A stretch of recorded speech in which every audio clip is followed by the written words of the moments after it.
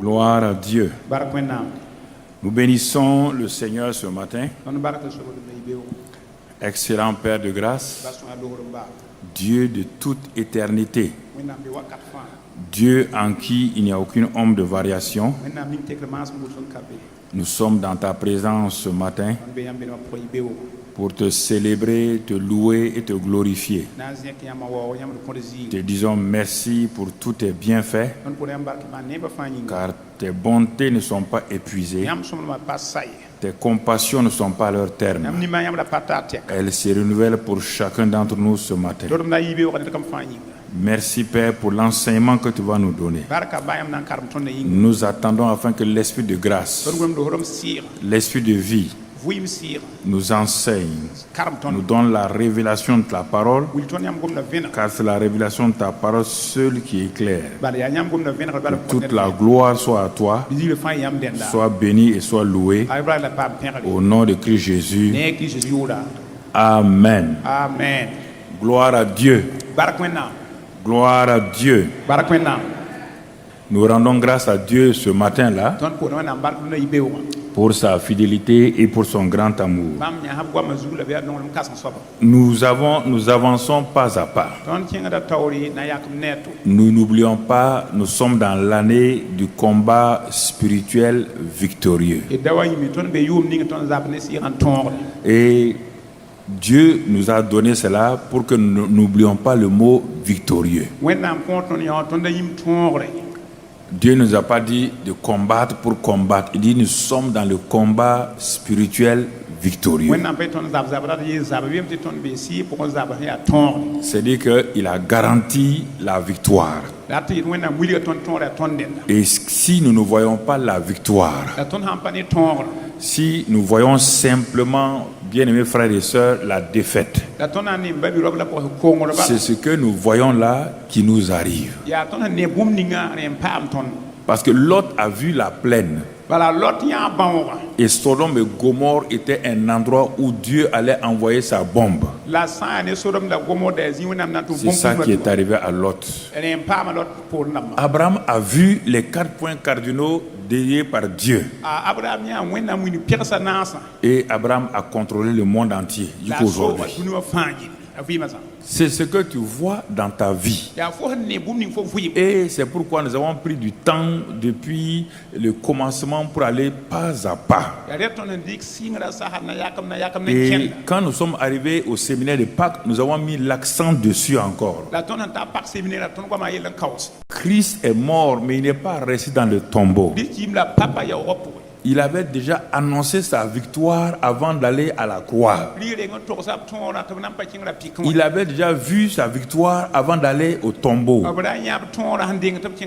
C'est ce que tu vois là, c'est ce que tu vas recevoir. Ce n'est pas la prière, prier, non. Si tu n'as rien vu, alors mon frère, ma soeur, dommage. Donc c'est important que tu puisses comprendre. Nous avons avancé pour arriver au séminaire donc de Pentecôte. Et là, Dieu nous a arrêté à un moment donné pour dire que jusqu'à présent, vous avez mal réfléchi, car moi, mon ciel est déjà ouvert. Je vous ai vu lutter, vous voulez ouvrir le ciel. Est-ce qu'il y a quelqu'un d'entre vous qui a une clé pour ouvrir le ciel? Mais nous nous sommes acharnés à vouloir ouvrir le ciel coûte que coûte. Il dit même quand j'ai fermé le ciel, quand j'ai laissé Adam, il n'a pas pu, même le premier homme, il n'a pas pu ouvrir le ciel. Abraham n'a pas pu, mon ami n'a pas pu ouvrir le ciel. Même Moïse, mon ami, n'a pas pu ouvrir le ciel. Il n'y a que mon fils qui soit venu et qui a ouvert le ciel. J'ai montré que le ciel allait s'ouvrir après la chute d'Adam et Ève. Je n'ai pas arrêté tout avec Adam et Ève. Je préparais mon retour sur la terre. Mais j'allais le faire selon ma volonté et selon mes principes à moi-même. Et c'est pourquoi j'ai un jour arrêté un jeune homme du nom de Jacob qui avait une grande destinée. J'ai voulu attirer son attention que quand le ciel est ouvert, il y a des bénédictions formidables. Mais comme il n'était pas correct avec lui-même, il a fui ma présence. Jusqu'à ce que mon fils vienne, le dernier Adam, et que par sa mort et sa résurrection, il a envoyé le ciel, il a envoyé le Saint-Esprit dans un ciel ouvert. Et nous avons vu quand le ciel est ouvert que le Saint-Esprit vient et demeure en nous. Il vient et il demeure en nous. Et quand il demeure en nous, il veut faire couler les fleuves de bénédiction à travers nous pour atteindre notre entourage, Jérusalem, Judée, etc.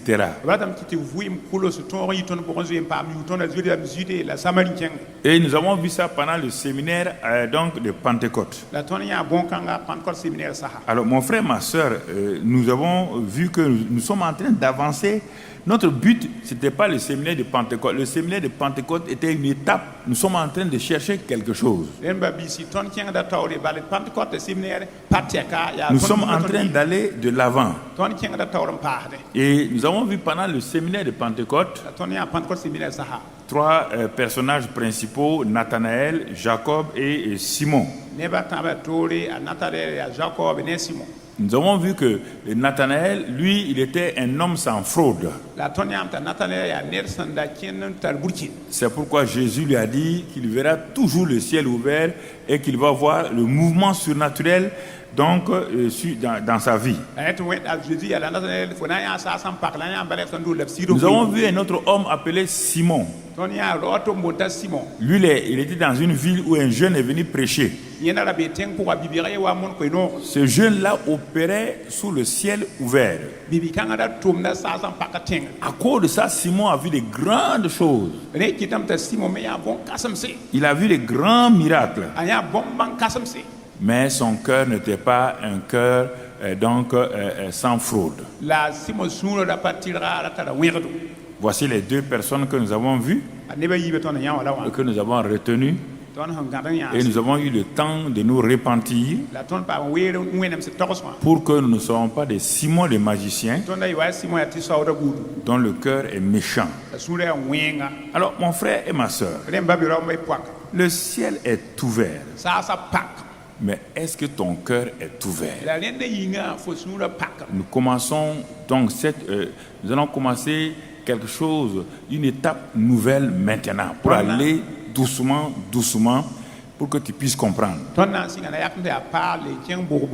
Du côté de Dieu, il a ouvert le ciel.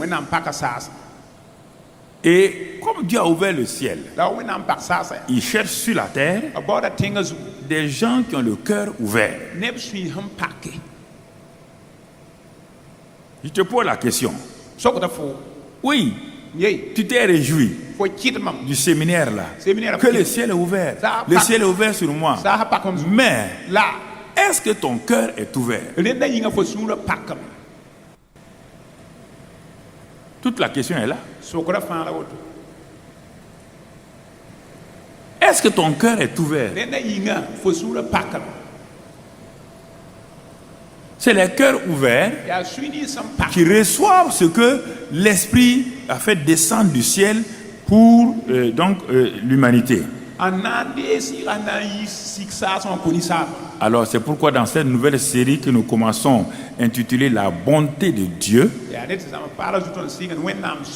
nous allons faire le message introductif aujourd'hui qui est intitulé Le bon Dieu cherche un bon cœur.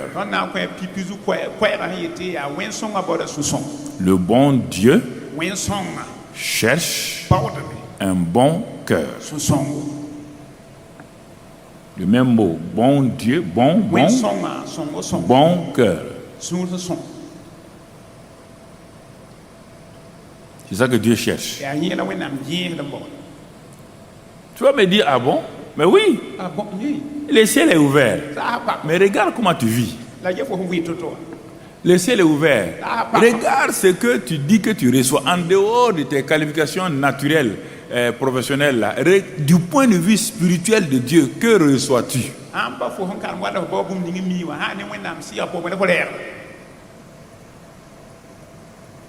Réfléchis. Le ciel est ouvert sur toi. Dieu même t'a nommé ambassadeur, ambassadrice. Dieu t'a nommé réconciliateur, réconciliatrice. Dis-moi, qui réconcilie-tu avec Dieu? En quoi tu es ambassadeur, ambassadrice de Dieu, tu apportes la paix? Tu n'apportes pas la paix dans ton foyer. Tu n'apportes pas la paix dans ta famille. Tu n'apportes pas la paix dans ta société. Tu es ambassadrice de quoi? Pourquoi? Parce que ton cœur est fermé. La paix ne peut pas sortir. Tu ne peux pas donner la paix à ton mari. Tu ne peux pas donner la paix à ta femme. Tu ne peux pas donner la paix à tes enfants. Tu ne peux pas donner la paix à tes travailleurs. Pourquoi? Parce que ça n'arrive pas à couler. Les flots sont pris emprisonnés. Tu es ambassadeur. Mais quand tu vas quelque part, personne ne te reconnaît. Parce qu'on ne voit pas la paix couler.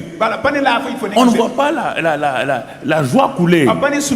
On ne voit pas la grâce de Dieu couler. Voici le drame. Le ciel est ouvert, mais est-ce que ton cœur est ouvert? Est-ce que ton cœur est ouvert? Toute la question est là. Il ne faut pas te vanter que le ciel est ouvert sur moi. Non. Il faut être comme Nathanaël. Le ciel est ouvert, son cœur est ouvert, et il a décidé de suivre Jésus, d'apporter la paix partout, d'apporter la joie partout. C'est ça que Nathanaël a fait.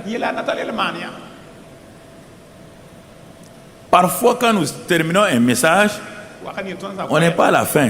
Il ne faut pas te réjouir. Tu n'as pas vu la suite. Il ne faut pas prendre les choses, te bombarder avec ça.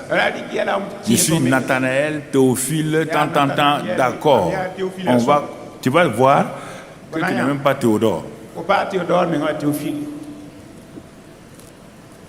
Tout ça, il y a Théo là-dedans, Dieu là-dedans. Nous sommes en train d'avancer. On n'est pas arrivé à la fin. C'est pourquoi on dit de ne pas se moquer de celui qui se noie. Toi-même, tu es dans l'eau, tu n'es pas arrivé. Il ne faut pas te moquer.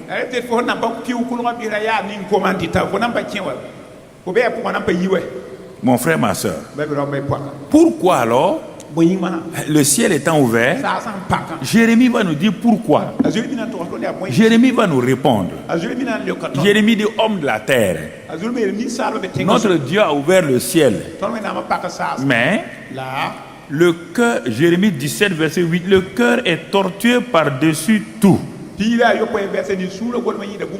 Et il est méchant. Qui peut le connaître? Moi, l'Éternel, j'éprouve le cœur. Je sonde les reins pour rendre à chacun selon ses voies, selon le fruit de ses œuvres. Jérémie nous répond à la première question. Pourquoi, bien que le ciel soit ouvert, les fleuves de vie, de paix et de joie ne coulent pas? On va le développer plus tard, mais tout juste c'est une autre introduction. Et nous allons laisser et nous allons progresser. On va revenir. Alors, qu'est-ce que Dieu veut alors? Dieu a ouvert le ciel. Les yeux de Dieu sont ouverts. Il cherche maintenant. Il est en train de chercher. Le ciel est ouvert. On dit, mais pourquoi Dieu a ouvert le ciel? Parce qu'il cherche. Il est à la recherche des gens. Il est à la recherche des gens. Qui? 2 Chroniques 16, verset 9. 2 Chroniques 16, verset 9. Car l'Éternel étend ses regards sur toute la terre pour soutenir. Ou bien encore, dans le mot soutenir, là, il y a bénir. pour manifester sa paix, sa joie. Pour ceux dont le cœur est tout entier à lui.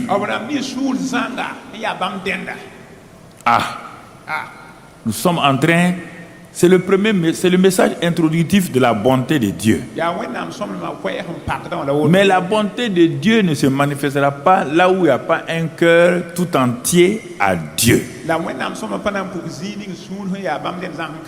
Un cœur tout entier à Dieu, c'est d'abord un cœur loyal à Dieu. Un cœur fidèle à Dieu. Un cœur humble. Un cœur dévoué à Dieu. C'est ça le cœur tout entier à Dieu. Mon frère, quand Dieu dit je n'aime pas ça, le cœur dit je ne ferai pas aussi. Quand Dieu dit que ta manière de vivre là ne me plaît pas, je dis Seigneur, je me repens, je me détourne de ma manière de vivre. Tu as vu? Tu vois? Mais ici, comme dans ce passage-là, j'ai pas lu la dernière phrase. La dernière phrase dit au roi Asa, qui avait bien commencé, qui s'est détourné en plein chemin. La dernière phrase lui dit: tu as agi en insensé dans cette affaire-là, car dès à présent tu auras des guerres. Nous créons des guerres, des guerres internes, des guerres tribales, parce que notre cœur n'est pas tout entier à Dieu. Nous provoquons des querelles inutiles parce que notre cœur n'est pas entier à Dieu. Nous créons des bagarres parce que notre cœur n'est pas entier à Dieu. Un cœur entier à Dieu est un cœur qui porte la paix, qui apporte la réconciliation, qui apporte l'amour, qui apporte ces choses-là, là où se trouve ce cœur-là.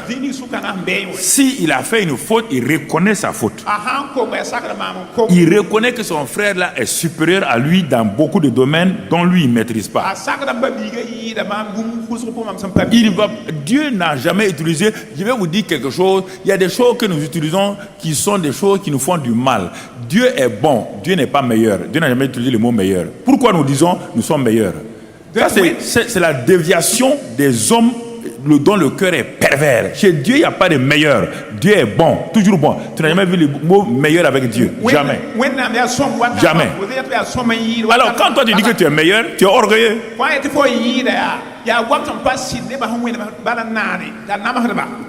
C'est ça. C'est pourquoi je ne dis pas aux gens félicitations. Je dis courage. La félicitation appartient à Dieu seul.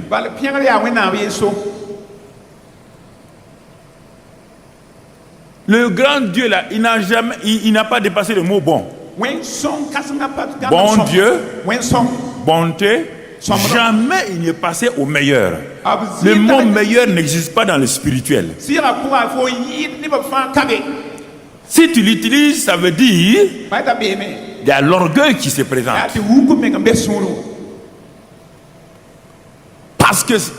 Parce que Dieu est bon. Écoutez-moi. Dieu est bon. Satan voulait être meilleur.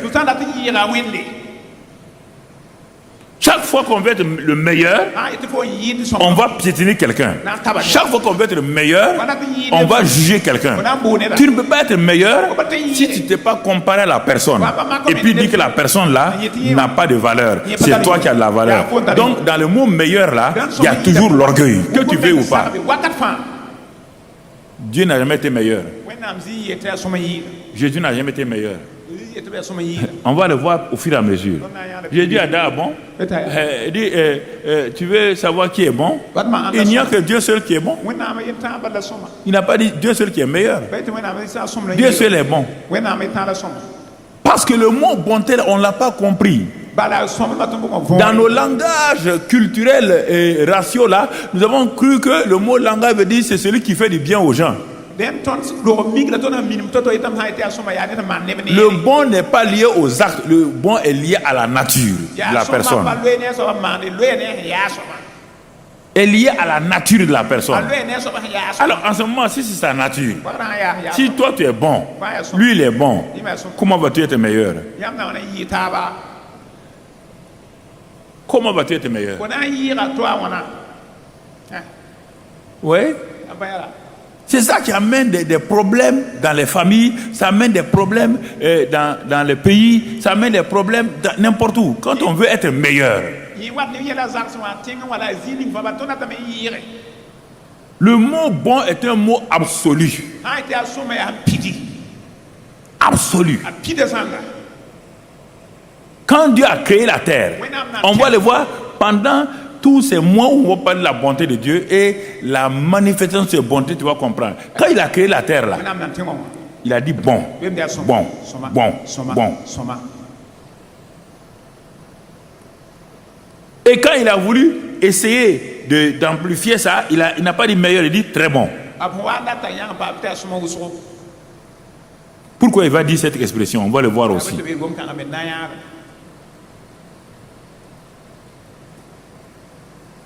Donc, il y a des choses qu'il faut bien saisir. Le mot meilleur a été inventé par les hommes. Ça n'est pas dans le langage de Dieu. Parce Dieu n'a jamais voulu que quelqu'un se compare à un autre. Jamais. Jamais. C'est pourquoi une maman, de façon insensée, dit que ton frère là, a des meilleurs résultats que l'autre là, elle crée des problèmes dans la famille. Chacun des enfants est bon dans sa dimension. Il n'y a pas un qui est meilleur par rapport à l'autre. Il est meilleur par rapport à quoi? L'autre, ce premier enfant là, lui, il aime s'attacher à sa mère. Lui, il aime s'attacher. L'autre est de l'autre côté. Mais chacun a quelque chose de bon en lui. Mais il ne faut pas dire comme il aime venir se coller à sa mère, qui dit que l'enfant est meilleur ou bien. Non, il ne faut pas dire ça. Le mot meilleur a été inventé par les hommes. Et l'orgueil humain. C'est pourquoi il a dit premier, deuxième, troisième, quatrième. Le mot meilleur est lié au classement des hommes, premier de la classe, deuxième de la classe, troisième de la classe. Mais comme on est né trouver ça, on a accepté. Mais il faut aller fouiller. Tu vas te rendre compte que on est dans l'erreur totale.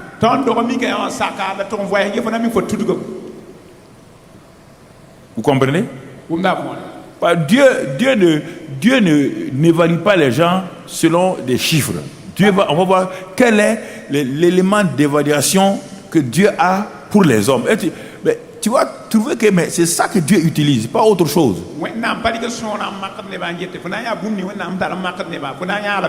Dieu est un grand chercheur. C'est pourquoi il ouvre le ciel. Ses regards parcourent la terre. Ses regards parcourent les familles d'abord. Il passe cette famille-là. Il cherche quoi? Dieu cherche quoi? Pourquoi Dieu est passé dans plusieurs familles pour arriver à cette famille-là? Parce que l'élément d'évaluation de Dieu, il n'a pas trouvé ça dans la famille là. Donc il veut un cœur tout entier, fidèle, humble et dévoué. Il veut ça pour faire quoi? Il dit pour soutenir. Mais quand on voit le mot soutenir là, ce mot-là n'est pas fort. En français, il n'est pas fort. Il n'est pas fort en français. Mon frère, pour lui faire du bien. Il cherche ça pour faire du bien. Parce que Dieu a du bien. Il a de la bonté. Il veut faire du bien. Mais il ne peut pas, tu vas le comprendre tout à l'heure, il ne peut pas le faire. Parce que pourquoi le bien que Dieu a là, il n'arrive pas à le déverser. Tu vas comprendre pourquoi.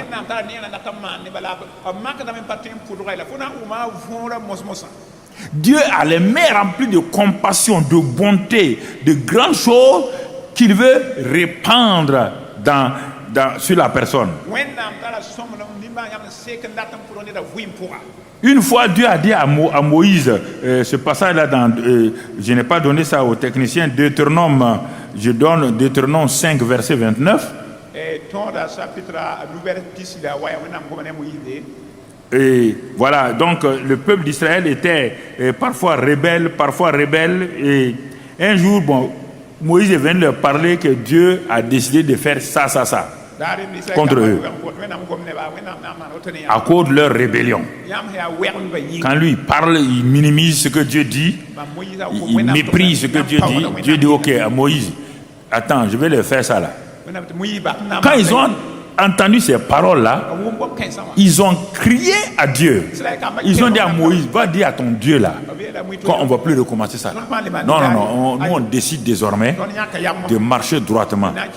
Et Dieu dit à Moïse, oh, vous voyez comment Dieu, regardez comment Dieu, son cœur là, son cœur de père là. Il dit, oh, c'est-à-dire qu'il l'aime. Oh, s'ils avaient toujours ce même cœur pour me craindre et pour observer tous mes commandements, afin qu'ils fussent heureux à jamais, eux et leurs enfants. Nous cherchons le bonheur ailleurs. Dieu dit non. Ah, on cherche le bonheur. Si on parle, si on arrive à gérer, Dieu dit non. Il dit, si ton cœur est un cœur qui me craint, qui m'honore, mais ce que moi je vais te donner là, mais il y a tellement de choix que je vais te donner. Nous, toutes ces choses, on ne les utilise pas au ciel. C'est pour la terre. Mais quand je cherche, je ne trouve personne. Quand mes anges se promènent pour déposer mes bénédictions dans les familles, ils viennent trouver bagarre. Les gens disent, bon, il faut aller. Ils viennent trouver dispute. Ils viennent trouver hypocrisie.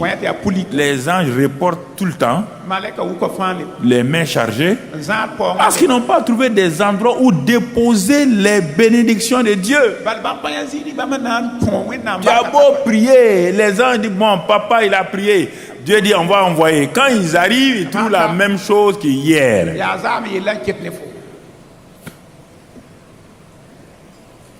Ils trouvent la même chose qu'hier. Dieu est à la recherche d'un cœur tout entier. Un cœur entier, ce n'est pas un cœur sans péché. C'est un cœur loyal. Quand il y a péché, il dit, j'ai péché. Et je m'en détourne. Quand il a menti, il dit, j'ai menti. Quand Dieu dit, tu es hypocrite, orgueilleux, il dit, je suis hypocrite, orgueilleux, je m'en détourne. C'est ça le cœur tout entier à Dieu. C'est ça. C'est ça le cœur tout entier à Dieu. Mon frère, ma soeur. C'est pourquoi il est temps. Regardons. Dieu, Israël avait demandé un roi. Donc Dieu dit, bon, vous voulez un roi. Moi, j'étais votre roi. Mais quand vous voulez un roi comme vous à 2 pieds, je vais vous donner. Mais normalement, pour vous donner un roi, moi je dois choisir un bon roi. Je suis un bon Dieu. Je ne peux pas donner un mauvais roi. Alors, le premier roi qu'il a donné, c'était un homme qui jouait à cache-cache. Il était apparemment humble, un chercheur d'ânesse de son père, un enfant qui semblait être honnête avec son père. Dieu dit, bon, s'il est comme ça avec son père, sûrement il peut être un roi. Quand Dieu l'a mis, Dieu a été déçu. Il s'appelle le roi Saül. Dieu a été déçu. Il lui a retiré donc le pouvoir. Ah, Dieu retire le pouvoir, oui. Ah bon? Ce que Dieu m'a donné, il va retirer. Oui. Quand tu es infidèle, il retire. Il retire. C'est ton infidélité qui fait que tu remets à Dieu ce qu'il t'a donné. Ton infidélité qui fait ça.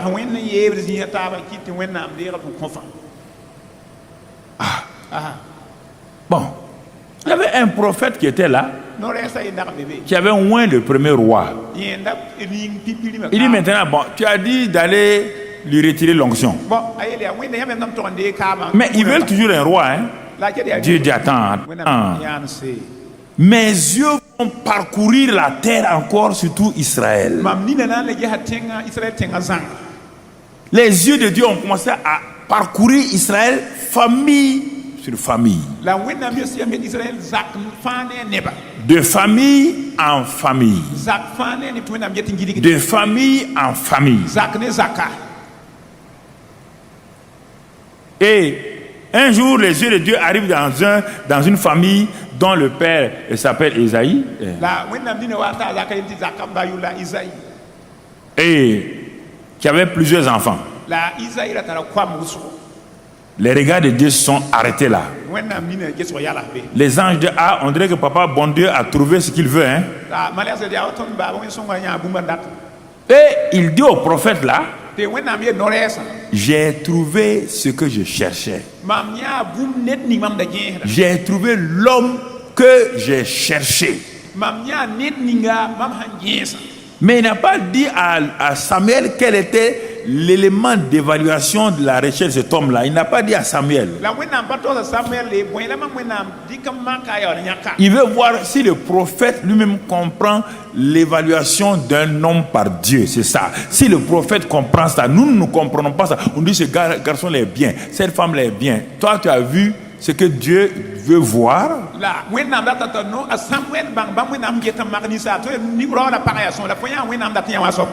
Il est en train de courir. Pourquoi il court? Il a un intérêt. Pourquoi il fait ça? Elle a un intérêt. Même le prophète Samuel, un des prophètes que Dieu apprécie, ne savait pas comment Dieu évaluait les gens. Ne savait pas du tout. Il dit, bon, va dans cette famille-là. Il a plusieurs enfants. Et j'ai vu un de ses enfants que je vais établir roi. Samuel arrive dans la famille. Dans la ville d'abord, dans la famille, les gens crient. Si le prophète vient, c'est qu'il y a quelque chose de grave. Il dit non, cette fois-ci, il n'y a rien de grave. Il dit, fais venir tes enfants. Sanctifie-les. Fais-les venir. Le papa, comme le prophète Samuel, ils ne connaissent pas comment Dieu évalue les gens. Parce qu'il a dit au papa là, écoute-moi, Dieu est venu choisir un de tes enfants pour en faire un roi, le roi. Et quand il a dit au père là de sanctifier ses enfants, le père s'est assis. Il va évaluer ses enfants. Il les a évalués un à un. Les 3 premiers sont des généraux, colonels, commandants dans l'armée de Saül. Il les a sanctifiés bien, habillés bien. Bon, sûrement les filles autres là, il y a comme, ouais là. Et puis à la fin, il y a le dernier. Il dit non, bon, c'est pas la peine de se fatiguer. Non, ces trois là sont bons. Le père, une erreur. Quand Samuel vient, le prophète va faire une erreur. Quand on vient te présenter un général dans l'armée, bien habillé, tout, brusquement qui sort comme ça, grand, beau, le prophète dit, voici le roi. Voici le roi. Dieu tape sur l'épaule du prophète Samuel. 1 Samuel 16, 1 Samuel 16, verset 5. 1 Samuel, bon, on va aller au verset 6. On a déjà vu le verset 5. Lorsqu'ils entraient, les enfants entraient, le prophète se dit, en voyant Eliab, le grand frère, qui est général dans l'armée de Saül, certainement, vous voyez bien, certainement, loin de l'Éternel est ici devant lui.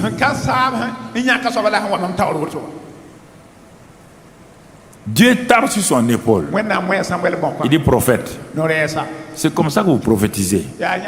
Quand vous voyez les gens, vous regardez leur voiture et vous prophétisez. Quand vous voyez les gens, vous regardez leur titre et vous prophétisez. Vous prophétisez selon votre regard extérieur.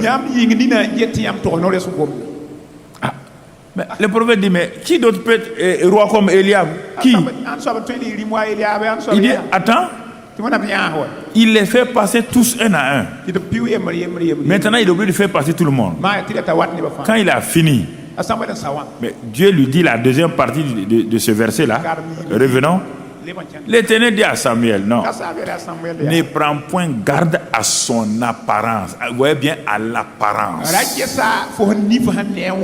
et à la hauteur de sa taille. Ne prends point les diplômes qu'il t'a présentés là, ça ne m'intéresse pas. Sa position dont il a parlé là, ne m'intéresse pas. Mais Dieu, qu'est-ce qui t'intéresse? Dieu dit c'est ça. Moi, j'ai mon étalon de valeur. On ne mesure pas l'eau avec un mètre. On mesure l'eau avec un litre. On ne mesure pas l'eau avec un mètre et on ne mesure pas aussi les choses avec un litre. Chaque chose a son étalon de mesure. Dieu aussi a son étalon de mesure. Ce n'est pas parce que tu es chrétien, pas parce que même tu es appelé, pas parce que même tu es ici à Eden TBI, pas parce que tu es pasteur que Dieu va t'évaluer. Pas parce que tu fais des miracles. Dieu a son étalon de mesure. Étalon de mesure. Dans un autre passage qu'on ne va pas lire, Dieu l'appelle le fil d'aplomb. Le fil d'aplomb. Quand le maçon veut voir si son mur est droit, il n'amène pas de grandes choses. Il a un simple fil au bout duquel il y a un truc là qui est lourd qu'on appelle un plomb. Et quand il met ça sur le mur là, même le maçon analphabète sait que son mur est droit. Je veux que nous puissions nous sommes en train de nous installer dans des temps difficiles. Il n'y aura pas de paix en arrière. C'est fini. On est rentré dans le processus de difficulté dans le monde. Que vous voulez, vous acceptez ou vous n'acceptez pas, on est rentré là-dedans. Si ton cœur n'est pas là, tu seras mis de côté. Je vous dis, ok, il n'y a pas de retour en arrière. Satan nous a montré ce que lui il est capable de faire. En un clin d'œil, quelques mois, malgré la puissance des nations, Satan a terrassé tout le monde. Tous les docteurs, professeurs, agrégés, il les a humiliés en les tuant eux-mêmes. Il dit c'est moi Satan. C'est demandé on a vu Satan maintenant. On a vu Satan maintenant.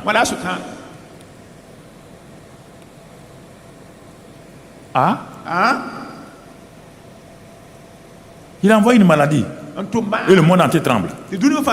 Tout le monde tremble. Regardez, il n'a même pas envoyé encore ses persécutions. Quand il vient vous parler là, laissez pour être élevé. Vous pouvez être élevé et puis partir laisser les élévations. On va voir tout ça. Dieu va vous donner ces choses-là. Mais c'est pourquoi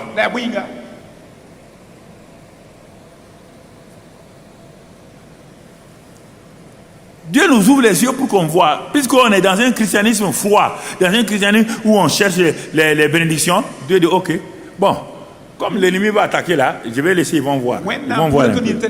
C'est pas moi qui ai envoyé ça, c'est l'ennemi. Ils vont regarder, ils vont se rappeler que leur manière de marcher là n'est pas une bonne chose. En l'espace de 5 mois, le monde entier est à terre. Réfléchissez, tout a changé. Il a bloqué l'économie, il a bloqué les transports. Regardez le monde entier. Aucun avion ne vole. Regardez ce qu'il a fait.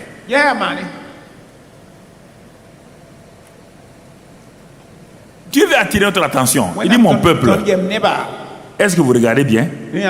J'ai déjà annoncé ces choses-là, que ça va arriver. Mais vous ne prenez pas. Vous êtes en train de, à la recherche des choses, des bénédictions. Il dit, en un clin d'œil, il peut vous faire disparaître. C'est pas moi, hein? Vous ne suivez pas mes voix.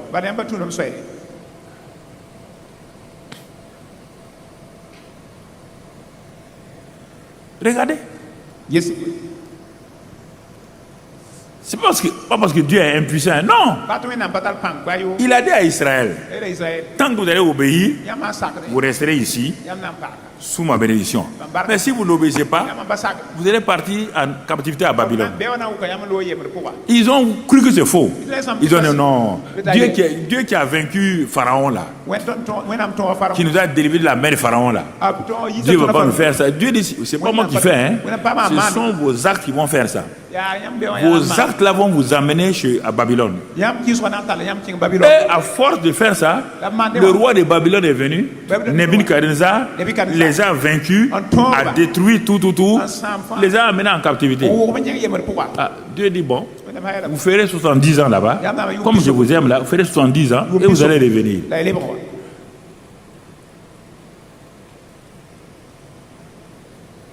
Ok. Dans le péché, il y a un temps de plaisir. Le péché est comme on dit, les icebergs, c'est-à-dire que une montagne de glace dans la mer. Le fond là est solide, mais on ne voit pas, c'est invisible. Et c'est le bout là qui sort comme ça. Mais c'est ça qui a fait tomber le bateau orgueilleux là, le bateau orgueilleux qu'on appelle quoi? Titanic. Qui a frappé l'iceberg. Et ce grand bateau où le pilote a défié Dieu n'a pas pu faire même son premier voyage. Ne vous aventurez pas. Quand Dieu veut vous faire arrêter, Dieu vous conseille, Dieu vous parle. Après les conseils, il a dit à Job, je ne parle pas des rêves, je ne parle pas des conseils. Si la personne n'écoute pas, je vais commencer maintenant à châtier. Faites attention, arrêtez. Quand Dieu vous conseille et vous ne voulez pas là, il va passer à l'action et vous allez comprendre votre douleur. En ce moment-là, vous allez crier pour que quelqu'un vienne, c'est un problème. Ok. Il faut continuer à vivre. Allez-y. Allez-y, vivez comme vous voulez. Allez-y. Mais quand il vous prendra, vous allez comprendre votre douleur. Ni votre père, ni votre mère ne pourra vous aider. Ni personne. Continuez. Dans le péché, il y a un temps de plaisir. C'est ce temps de plaisir-là qui nous séduit. Dans le mensonge, il y a un temps de plaisir. Quand je mens, il y a un temps de plaisir. J'ai menti pour avoir ça. Je peux acheter voiture avec ça. Il y a un temps de plaisir. Tout. Et je continue. Le jour viendra où je vois devant ma porte 2 policiers arrêtés. Messieurs, au nom de la loi, on vient vous arrêter. Après le temps de plaisir, le temps de pleurs maintenant. Les deux commencent par payer. Plaisir, peur. Dans chaque péché, il y a ça. L'orgueil, il y a ça. L'impureté, il y a ça. L'hypocrisie, il y a ça. Il y a toujours un temps de plaisir. S'il n'y avait pas un temps de plaisir dans le péché, personne n'allait commettre péché. Personne. Personne.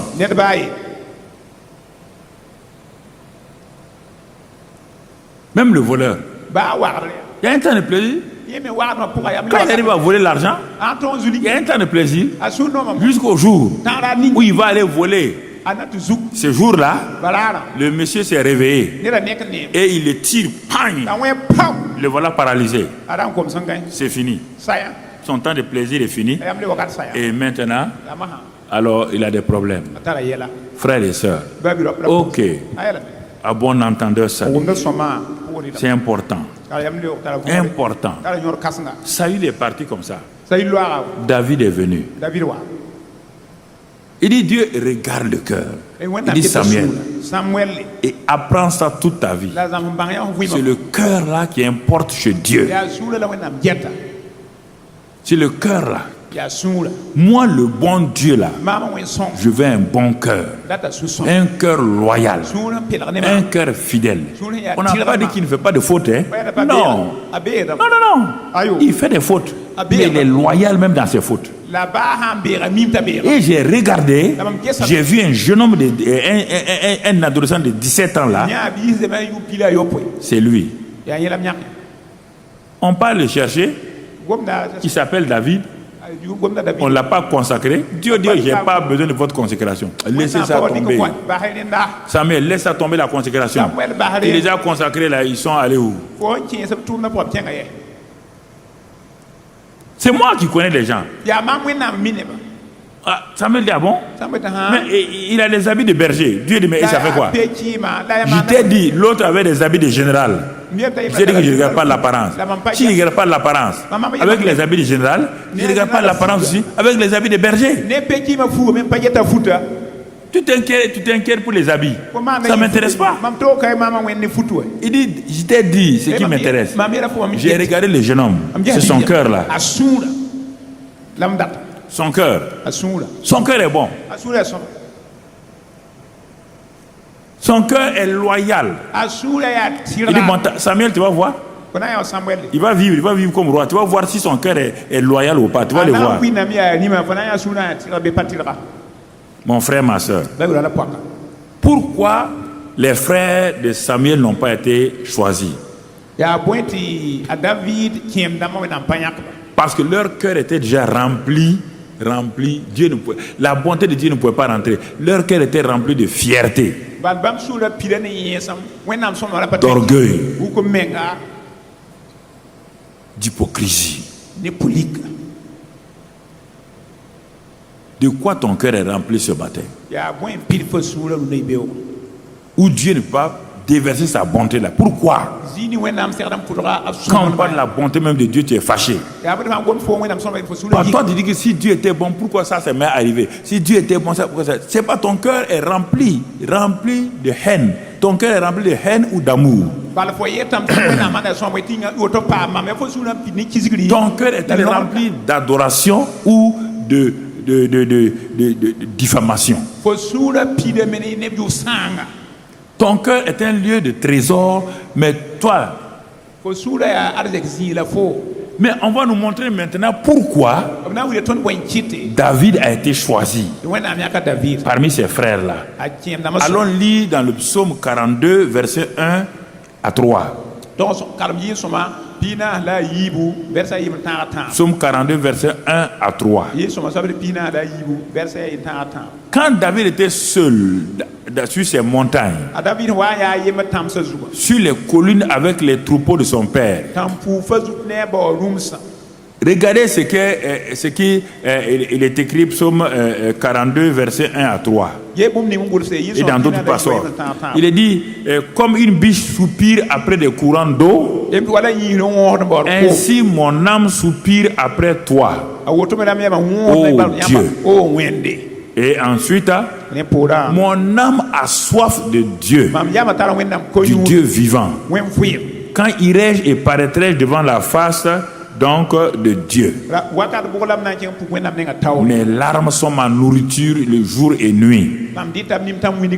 Pendant qu'on me dit sans cesse, où est ton Dieu? Vous voyez? Dieu est un chercheur de bon cœur. David est un chercheur de Dieu. Les deux chercheurs vont se rencontrer. Si tu ne cherches pas quelque chose, tu ne vas jamais rencontrer la chose. Si tu ne cherches pas, mon frère, ton ami, tu ne vas jamais le rencontrer. Dieu cherche un homme et cet homme-là aussi cherche Dieu. Cherche Dieu. Il ne sait pas comment, mais son âme monte vers Dieu. Ses larmes coulent. Où est Dieu? Surtout quand ses camarades ont su qu'il cherche Dieu, quand ses amis ont su qu'il cherche Dieu, ils se moquent de lui. Où est ton Dieu? Tous les jours, toi tu es en train de chercher Dieu. Tous les jours tu cherches Dieu. Tu ne l'as jamais trouvé. Mais voilà qu'un jour, Dieu l'a trouvé et il a trouvé Dieu. Quand ils se sont trouvés, la vie de David a changé. Totalement. C'est ça. Sous le ciel ouvert. Est-ce que tu cherches Dieu? Et ton cœur soupire après Dieu? Ou es-tu à la recherche de quoi? Quand tu cherches Dieu là, tu cherches quoi? Mon ami, mon frère. Pourquoi? Dieu a trouvé l'homme qu'il faut. Dans Acte 13, verset 22, Paul va nous dire que Dieu a trouvé son homme. Il dit, mais Dieu a dit qu'il cherche un homme dans le cœur entier là. Dieu l'a trouvé, hein? Samuel a trouvé, mais Paul le dit aussi pour venir confirmer que Dieu a trouvé. Acte 13, verset 22. Dieu a rejeté Saül, c'est ça qu'il a dit. Il leur suscita pour roi David, auquel il a rendu ce témoignage. Voilà le témoignage de Dieu. Ah, Seigneur, je veux un témoignage pareil. Je l'ai déjà reçu. As-tu reçu un témoignage de Dieu quand il te regarde? Quel est ce témoignage? Paul n'était pas là-bas. C'est pourquoi je vous dis certaines choses. Est-ce que tu étais là-bas? Paul n'était pas là-bas. Il dit, voilà le témoignage. Paul n'a jamais rencontré David. Il n'a jamais rencontré Samuel. Comment il a reçu ça? Dans l'esprit. Dans l'esprit. Dieu a rendu ce témoignage-là. Quand on lit dans le livre de Samuel, on ne voit pas ça. Et qu'est-ce que Dieu a dit? J'ai trouvé David, fils d'Isaïe, homme selon mon cœur, qui accomplira toutes mes volontés. Quelle grâce! Je l'ai trouvé. Un homme selon mon cœur. Moi je lève ma main. Seigneur, je vais être un homme selon, une femme selon ton cœur. Je décide aujourd'hui, Seigneur, je décide aujourd'hui, je ne vais pas quitter ici. Je suis fatigué de marcher selon mes volontés. Mais je décide ce matin-là d'être un homme, une femme selon ton cœur qui va accomplir tes volontés. Si tu ne le fais pas, tu vas regretter un jour. J'ai dit que le monde devient de plus en plus pire. Si aujourd'hui, Dieu te donne l'occasion par ce message-là, c'est qu'il voit que tu es en danger. Mais si tu négliges ma parole, je te dis, dans 3 mois, tu verras ce qui va te passer. Le feu qui va venir sur toi, tu vas regretter toute ta vie. décide ce matin. C'est le temps de ta décision. C'est le temps où tu dis à Dieu, je suis fatigué. Je vais être une femme, un homme selon ton cœur. Un homme qui veut faire toutes tes volontés. Je n'ai pas la force, mais j'ai le désir. Je n'ai pas la force, mais j'ai le désir. Et quand tu as le désir, regarde ce que Dieu va faire. Puisque David cherchait, David n'a pas la force, mais il avait le désir. Le psaume 89, verset 21. Quand, verset 89, verset 20. Verset 20. 89, verset 20. Il dit, j'ai trouvé David mon serviteur. Je l'ai oint de mon huile sainte. Tu comprends? Ah? Ah bon? Quand Dieu trouve celui ou celle qu'il cherche là, celui ou celle qui a fait un sauve de lui là, Dieu sait que la personne n'a pas de capacité, n'a pas de force. Qu'est-ce qu'il fait? Il dit, je l'ai oint. Je l'ai oint. Ramène mon verset, mon gars. Je l'ai oint de mon huile sainte. C'est pas fini? Ma main le soutiendra. Le mot soutenir, ici, on l'a trouvé dans 2 Chroniques 16. Il dit qu'il cherche un homme dans le cœur entier. Il dit pour le soutenir. Voici plus tard, il est dit ici, si Dieu trouve cet homme-là, il lui donne son onction, sa capacité, et la main de Dieu le soutient, et le bras de Dieu le fortifie ou la fortifie. Oh, tu peux dire que moi je suis chrétien à 50 ans, je m'en fous. Est-ce que tu fais ça là? Toi, tu es dans Eden TV, je m'en fous. Est-ce que tu obéis à ça? Tu es ici. Les plafonds sont ici. Les chaises sont ici aussi. Ah, le ciel est ouvert. Le ciel est ouvert sur toi. Tu fais la volonté de Dieu? Tu fais la volonté de Dieu? Tu es en train de chercher quoi? Voici le vrai problème. Nous ne sommes pas au sérieux avec Dieu. Non? Non, on croit qu'on vient, bon, on est chrétien. Bon, on vient à l'église. Non. Nous ne sommes pas sérieux avec Dieu. Nous ne sommes pas sérieux. Mon frère, ma soeur. Quand les deux se sont trouvés, Dieu a trouvé David. Il l'a oint. Mais quand David a trouvé aussi Dieu, il va trouver quoi en Dieu? Le psaume 23. Et le Jean 10 d'abord, Jean 10. Il va trouver quoi? Jean 10. C'est Jésus qui est la postérité de David qui va nous dire ce que David cherchait. Je suis le bon berger. Le bon berger donne sa vie pour les brebis.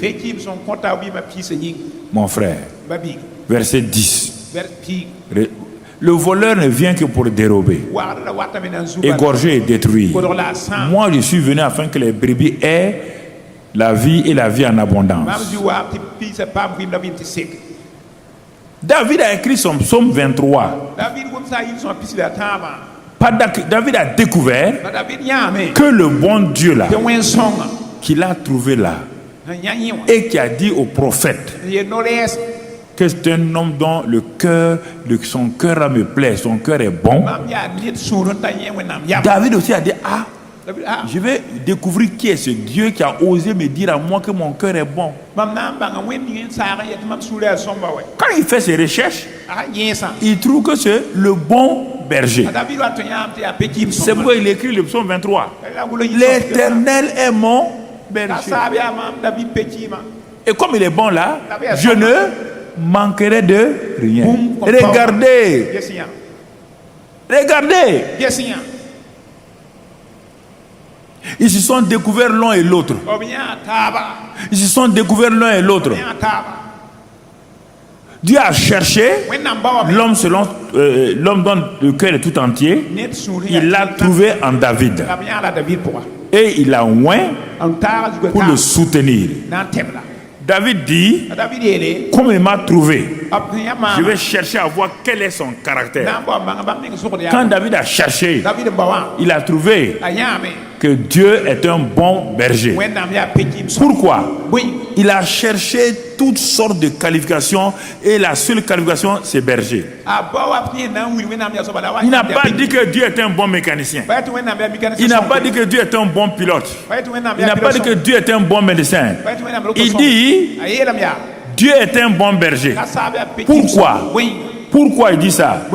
Parce que il y a un prophète qui a parlé de ces choses-là. Il dit les pasteurs sont des bons bergers.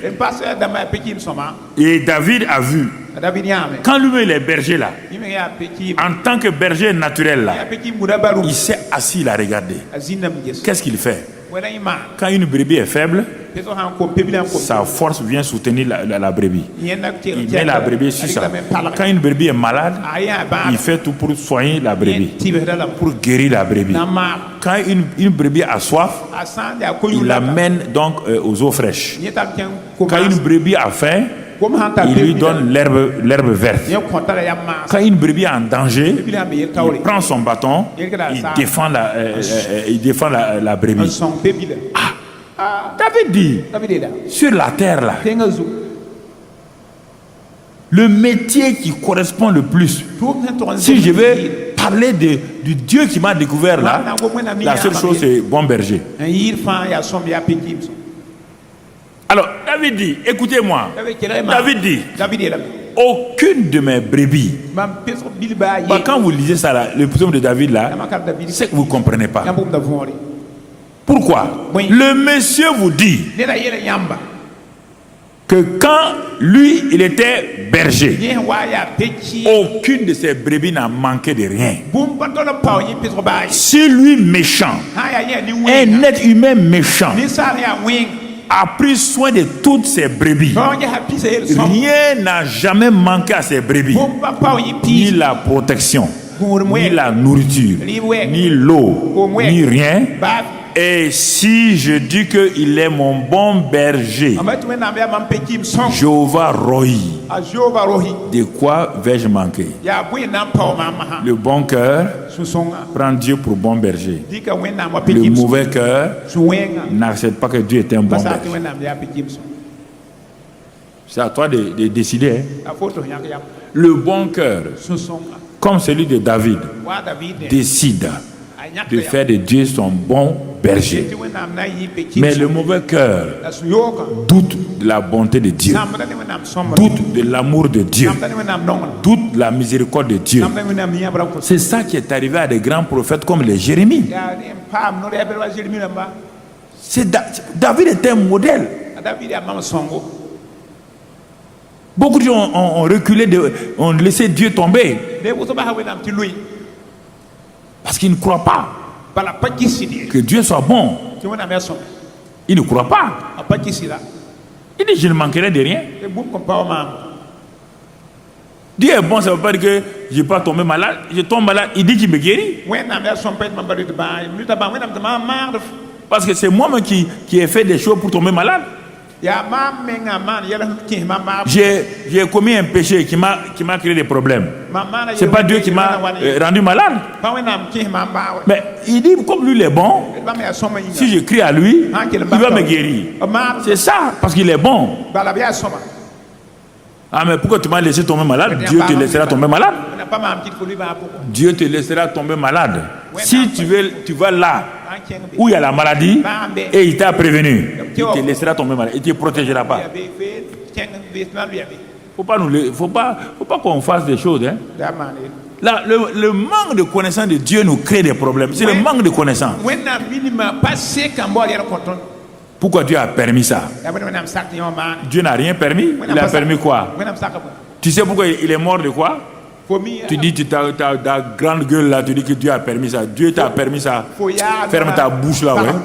Ça, c'est quelle histoire? Tu connais son histoire? On lui a déjà prévenu. Les amis lui ont dit, ne continue pas à faire ça. Il a continué à faire. Il est mort. Tu dis que pourquoi Dieu a permis? C'était un bon type. Qui t'a dit que c'était un bon type?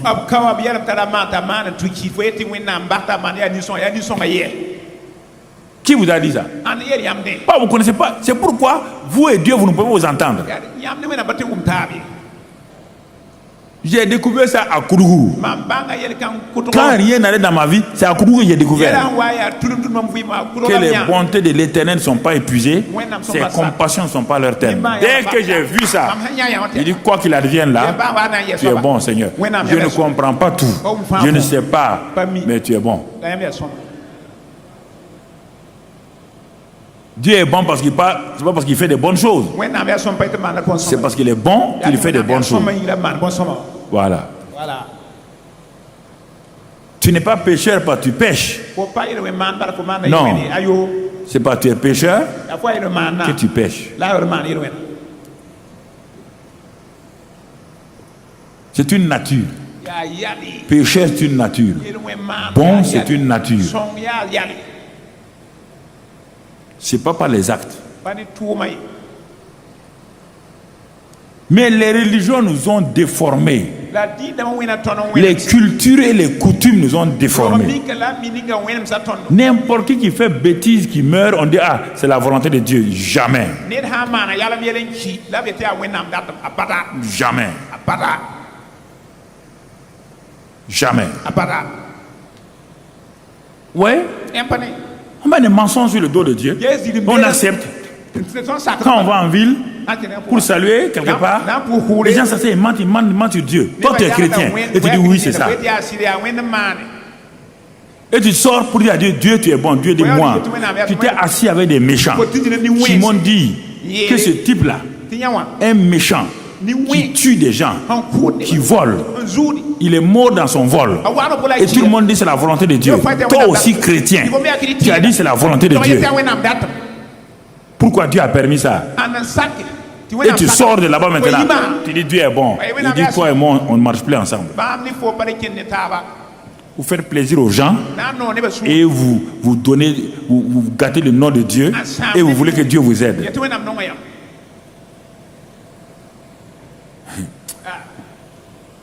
Si vous ne voulez pas parler, taisez-vous. Si vous avez peur, fermez votre bouche. Amène là-bas ton sparadrap. Quand tu arrives, tu ne peux pas parler, mets ton sparadrap à ta bouche. Au moins, tu ne peux pas parler.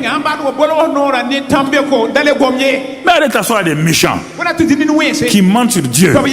Toi, tu n'as pas le courage. Lève-toi. Tu n'as pas le courage. Vous mettez lever. Ou bien tais-toi.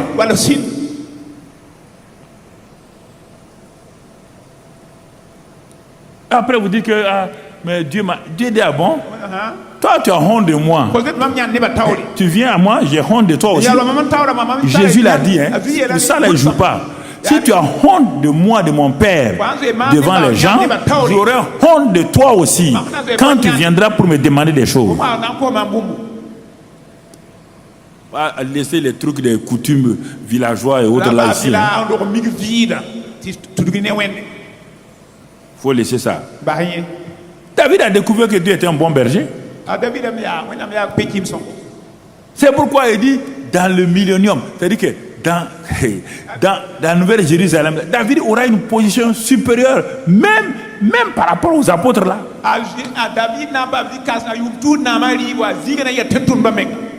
Même les apôtres, il aurait une position supérieure. On dit c'est le tabernacle, pas de Moïse, de David. Il va restaurer le tabernacle de David, pas le tabernacle de Moïse. Mon frère, ma soeur, nous sommes au message introductif. Donc, le ciel est ouvert sur nous. On l'a dit au séminaire de Pentecôte. Formidable. Le ciel est ouvert. Mais mon frère, je te dis, est-ce que Jacob a accepté ça? Non. Pourquoi? Parce que son cœur était rempli de fraude. Le ciel est ouvert. Est-ce que Simon le magicien a accepté ça? Parce que son cœur était méchant. Le ciel est ouvert. Qui a accepté? Nathanaël, l'homme dont le cœur est sans fraude. Tu comprends? Le ciel est ouvert. Hein? Jacob a dit non. Il a fui chez Laban. Simon le magicien dit, lui il donne l'argent. On dit qu'il n'a qu'à mourir avec son argent. La seule personne qui n'a pas eu peur du ciel ouvert, qui s'appelle Nathanaël. Jésus dit, viens et vois. Philippe dit, viens et vois. Jésus dit, désormais, tu verras le ciel ouvert et les anges monter et descendre. Ce sont ceux qui sont Nathanaël. Les gens dont le cœur est sans fraude. Le cœur est loyal. Tout entier à Dieu. Qui même dans leur faiblesse reconnaissent Dieu. C'est de eux que je parle. Le ciel est ouvert. Est-ce que tu es un chercheur, une chercheuse de Dieu? Qu'est-ce que tu cherches en venant à l'église? Que cherches-tu? Pourtant le ciel est ouvert. Dieu a ses bénédictions. Mais tu ne cherches pas Dieu. Tu cherches la main de Dieu. Toi, tu ne cherches pas le cœur de Dieu. Il y a trois choses. Le visage de Dieu, la main de Dieu et le cœur de Dieu. Les enfants cherchent la main de leur maman. La main qui prend le sein là pour mettre dans leur bouche. Les enfants ne connaissent que ça. Dans un premier temps, la main de la maman qui leur donne le lait. Au fur et à mesure qu'ils grandissent, ils découvrent le visage de la maman. Ah, c'est une personne, c'est pas une main, hein, c'est une personne. Ah, quand la maman n'est pas contente, l'enfant se met. Et plus tard, les enfants vont découvrir, quand ils sont devenus jeunes, le cœur de leur mère. Le cœur de leur mère. C'est ça qu'il faut faire avec Dieu. Dans un premier temps, on découvre la main de Dieu. Les bénédictions dans ses mains. Il nous bénit. Et beaucoup de gens restent là-bas. Après, on ne regarde pas le visage de Dieu. Est-ce qu'il est content de moi?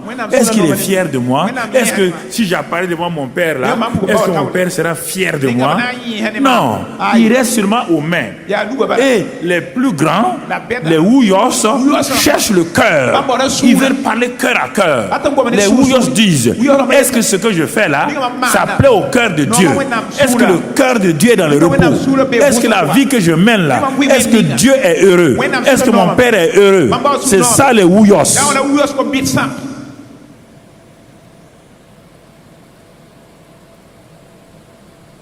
Vous comprenez? Et tu es un chercheur de Dieu?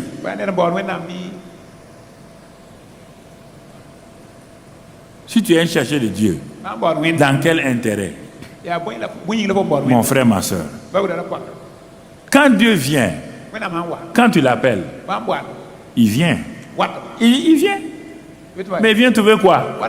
La porte de ton cœur fermée. Comme l'église de Laodicée.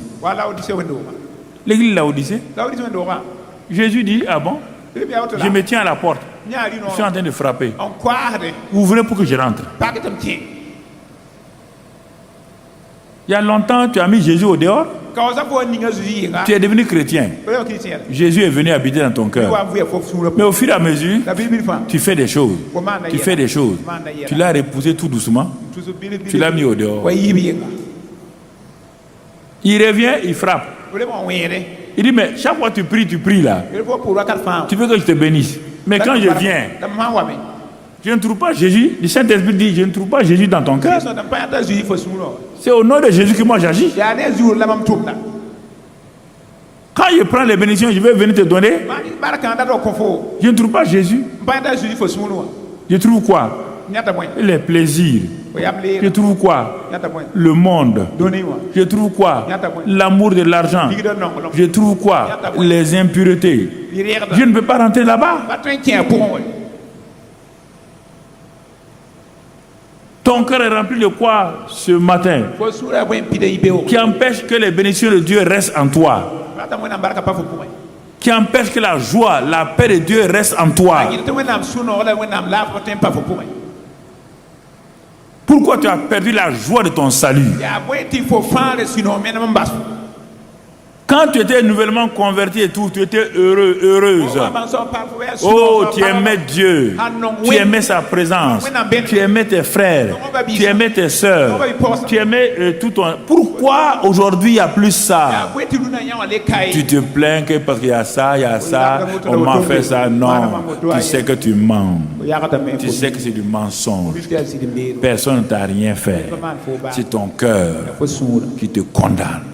La Bible dit dans 1 Jean 2, si ton cœur te condamne, 1 Jean 2, versets 15 à 17, si ton cœur te condamne, c'est fini pour toi. Si tu n'as pas l'assurance, les chants disent, j'ai l'assurance de mon salut. Et peux-tu dire aujourd'hui, si tu meurs maintenant, tu verras Dieu? La question est là. Si la mort vient sur toi maintenant, verras-tu Dieu?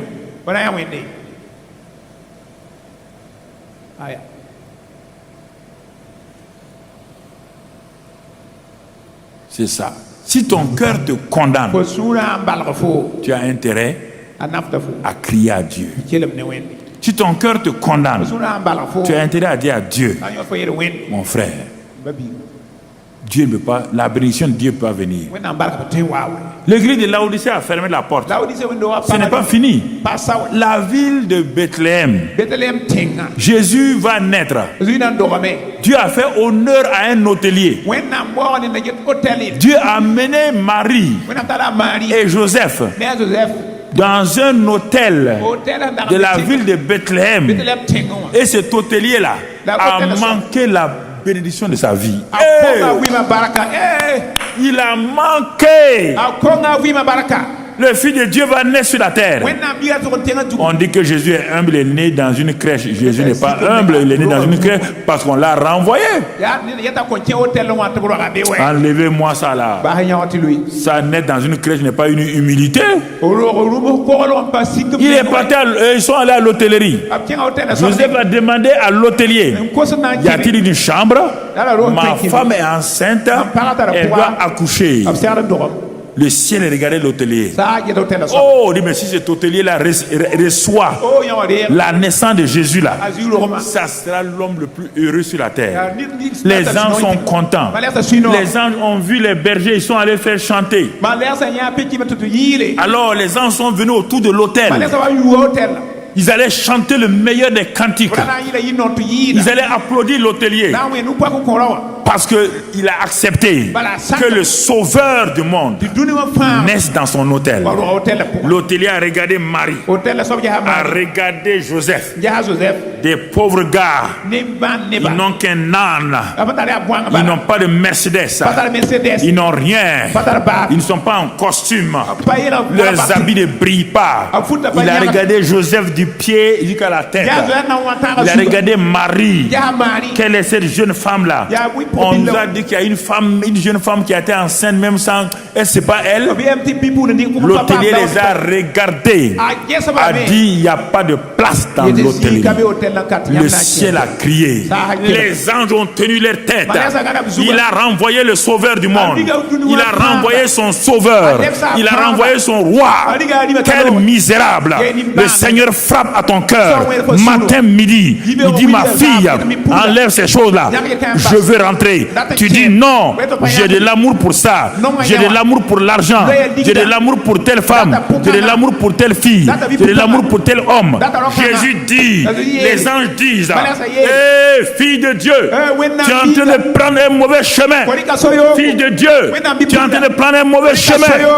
Où vas-tu? Est-ce que vous allez vous repentir ce matin? Est-ce que vous allez crier à Dieu ce matin? Où est Jésus dans votre cœur? Est-il au dehors? Vous avez fermé la porte devant lui. Vous l'avez rejeté ce matin. Est-ce que tu vas prendre au sérieux la parole de Dieu? Nous allons rester ici même s'il faut jusqu'à 13h. Nous resterons. C'est important ce matin. Réfléchis toi-même.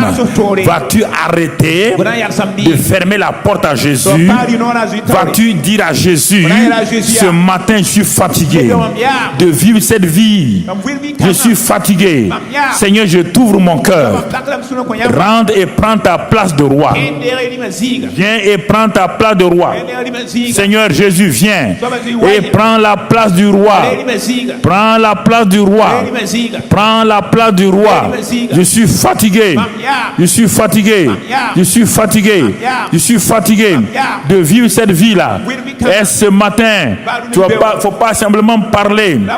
Ton cœur orgueilleux là, plie ton genou devant lui. Ton cœur ne veut pas que tu plies genou. Il faut qu'on te le dise. Ton cœur ne veut pas plier genou. Parce qu'il y a l'orgueil, tu ne veux pas reconnaître. Ce matin, mon frère, je m'agenouille avec toi pour que tu saches que je suis aussi parmi vous. Merci Seigneur. Merci Seigneur. Je me prosterne avec tes enfants, avec tes fils. Je me prosterne et nous disons, nous t'avons fermé la porte comme à Bethléem. Nous avons refusé que tu habites dans nos cœurs comme l'autel où Jésus doit vivre. Seigneur, nous avons fait tellement de choses. C'est pourquoi nous répentons. Vous qui êtes à la télévision, vous qui êtes sur Internet, le temps est venu de vous prosterner. Prosternez-vous devant votre Dieu. Prosternez et reconnaissez qu'il est le roi. Donnez-lui la place de roi. Criez à Dieu l'Éternel. Ce matin, criez à lui. Dites, Seigneur, je suis fatigué d'être hypocrite. Je t'ouvre mon cœur afin que tu habites et tu purifies par le sang de Jésus. Oh, je ne veux plus vivre comme je vis. Seigneur, merci ce matin. Merci pour ta grâce. Merci pour ton amour. Père, sois béni et sois loué. Sois glorifié et sois exalté pour tous tes bienfaits. Merci. Parce que tu es le roi des rois. Parlez à Dieu. Criez à Dieu. Criez, criez, criez, criez. Quand le malheureux crie, l'Éternel l'entend. Quand le malheureux crie, l'Éternel l'entend. Seigneur, je veux que mon cœur t'appartienne. Donne-moi la force de renoncer à cette vie. Donne-moi la force de tourner dos à ma vie passée. Donne-moi la force de progresser avec toi. Donne-moi la force de marcher avec toi. Donne-moi la force, Père. Par ton Saint-Esprit, je te remercie ce matin-là. Je te loue ce matin-là. Je te bénis ce matin-là. Merci Seigneur. Merci Seigneur. Merci Seigneur. Merci Seigneur. Merci Seigneur. Merci Seigneur. Merci Seigneur. Merci Seigneur. Parce que tu le fais maintenant. Je le crois de tout mon cœur. Nous recevons cette grâce-là. Tu reprends ta place de roi. Tu reprends ta place de roi. Tu reprends ta place de roi. Tu reprends ta place de roi, de Seigneur. Et nous faisons du Saint-Esprit notre Seigneur. Merci Seigneur. Nous voulons voir ta bonté. Sois béni et sois loué.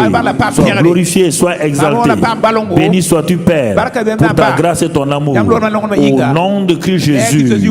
Amen. Amen. Amen. Assois-toi dans la présence de Dieu.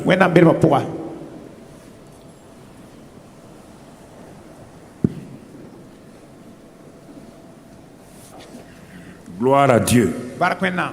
Gloire à Dieu. Gloire à Dieu. Mon frère, ma soeur, il est important.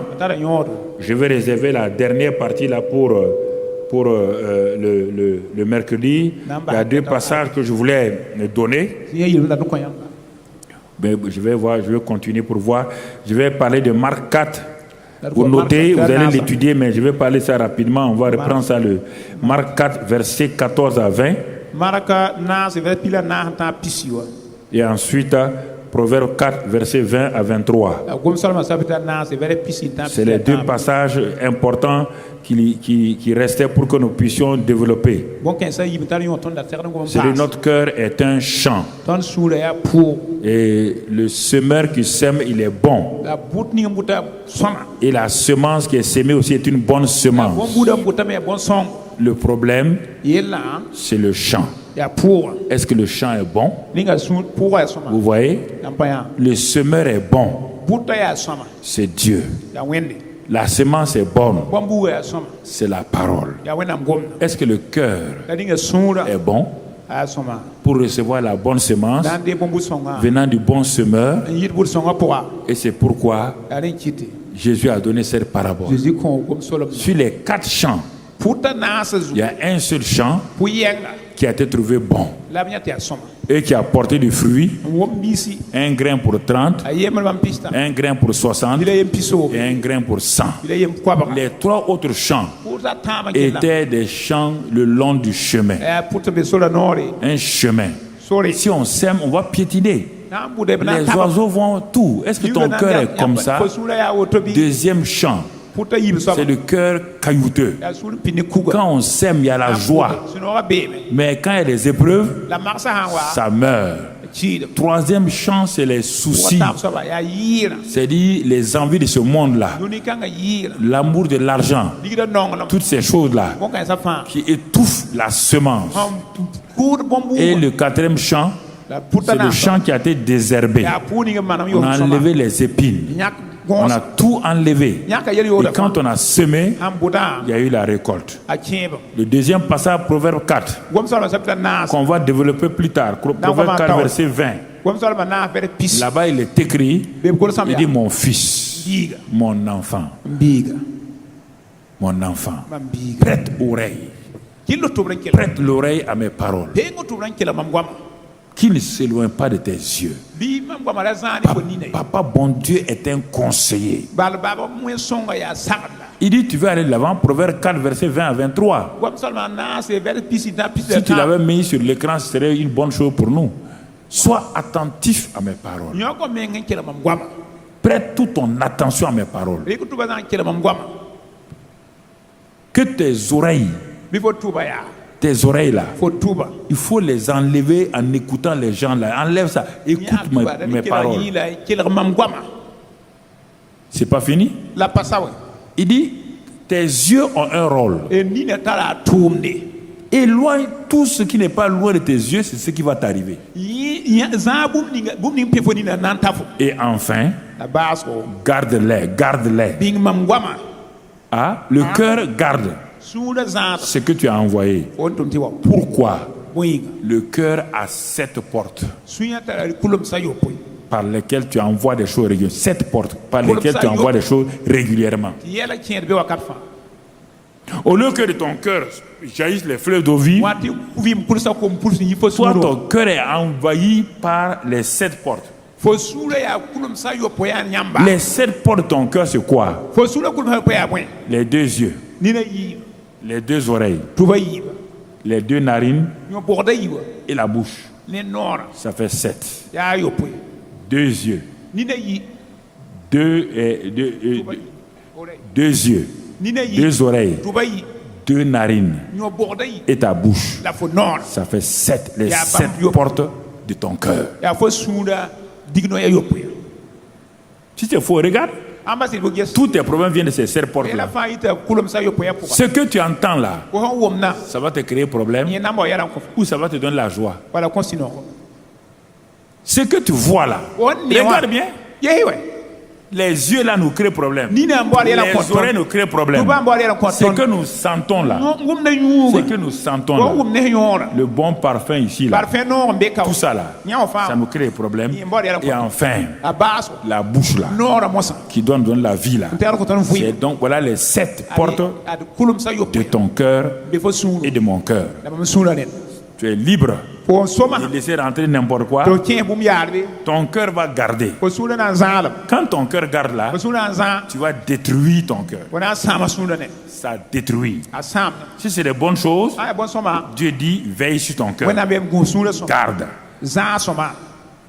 C'est ça qui a détruit Adam et Ève. Le jardin était beau. Le jardin était rempli de délices. Mais ils ont laissé leurs yeux, leurs oreilles, leur nez, leur bouche. C'est bon à manger, beau à voir. Les paroles sont bonnes. Ça tué Adam et Ève. Tu es libre. S'agit ce matin de laisser tes 7 portes de ton cœur là, aller au hasard ou de filtrer ce que tu vois ce que tu entends, ce que tu sens, ce que tu dis. Voilà. Je vais m'arrêter là. Amen. Amen. Que Dieu te bénisse. À mercredi pour les responsables.